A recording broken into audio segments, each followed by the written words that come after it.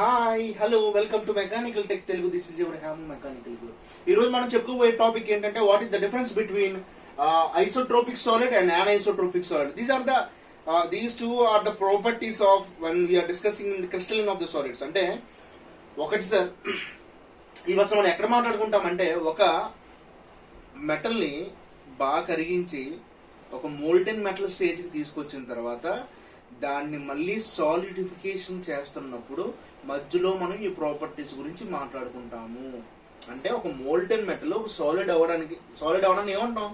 Molten metal stage ని solid అవడానికి ఏమంటాం? సాలిడిఫికేషన్ కదా అంటాం.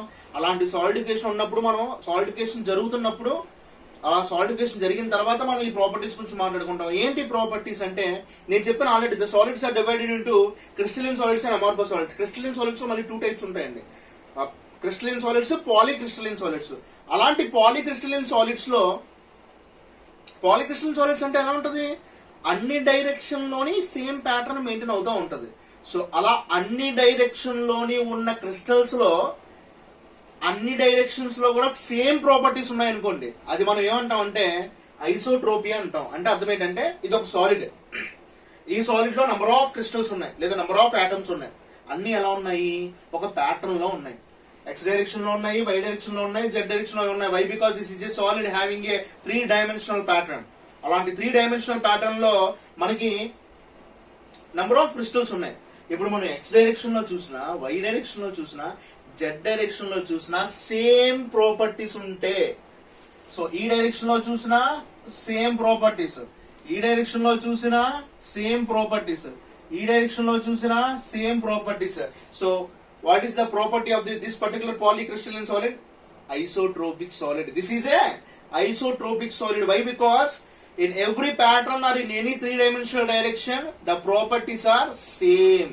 This is called isotropy. మరి anisotropy ఏమవుతుందో చెప్పండి? ఐసోట్రోపీ కాందే కదా anisotropy. అప్పుడు anisotropy ఏమవుతుందో చెప్పండి? So a polycrystalline is there, a polycrystalline is there, a polycrystalline solid ఉందండి, సేమ్ ప్యాటర్న్ మెయింటైన్ అవుతుంది.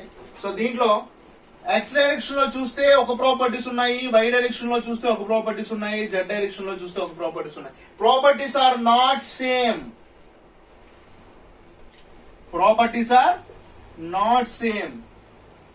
Different properties in different directions. అంటే అదే పాలీక్రిస్టలిన్ సాలిడ్ తీసుకున్నప్పుడు ఒక్కొక్క డైరెక్షన్ లో ఒక్కొక్క ప్రాపర్టీస్ మెయింటైన్ అవుతున్నాయి. ఇక్కడ ప్రాపర్టీస్ డిఫరెంట్ అయ్యాయి, ఇక్కడ ప్రాపర్టీస్ డిఫరెంట్ అయ్యాయి, ఇక్కడ ప్రాపర్టీస్ డిఫరెంట్ అయ్యాయి. అంటే డిఫరెంట్ డైరెక్షన్ లో డిఫరెంట్ ప్రాపర్టీస్ ఉంటే దాన్ని మనం ఏమంటాం? అన్ఐసోట్రోపిక్ సాలిడ్ అంటాం. So isotropic solid is a polycrystalline solid which is having same properties in any direction. An anisotropic solid is a polycrystalline solid but which is not having same properties in any direction, which are having different properties in different directions. So this is the difference between isotropic solid and anisotropic solid. So next topics ఇంకా ఈ chapter లో next topics next classes లో చెప్పుకుందాం. Thank you very much. This is mechanical tech Telugu. Please subscribe my channel. Bye bye.